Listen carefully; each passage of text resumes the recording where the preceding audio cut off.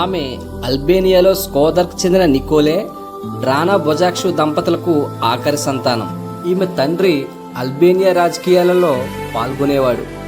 1919లో అగ్నేష్కు 8 సంవత్సరాల వయసున్నప్పుడు స్కోపేజీని అల్బేనియా నుండి తొలగించే నిర్ణయం తీసుకున్న ఒక రాజకీయ సమావేశం తరువాత ఆమె తండ్రి జబ్బుపడి మరణించాడు. ఆమె జీవిత చరిత్రలో రచయిత తండ్రి చనిపోయే నాటికి ఆమె వయసు 10 సంవత్సరాలుగాని రాయగా, ఆమె సహోదరిని ఇంటర్వ్యూ ద్వారా వాటికన్ పత్రాల ద్వారా ఆమె వయస్సు 8 సంవత్సరాలు అయ్యే అవకాశం కూడా ఉండవచ్చని తెలుస్తుంది. ఆమె తండ్రి మరణం తర్వాత తల్లి ఆమెను రోమన్ క్యాథలిక్గా పెంచారు. జాన్ గ్రాఫ్ క్లుకాస్ చే రచింపబడిన జీవిత చరిత్ర ప్రకారం ఆమె తన బాల్యంలోనే క్రైస్తవ ప్రచారకుల జీవిత కథల పట్ల, వారి సేవల పట్ల ఆకర్షింపబడ్డారు.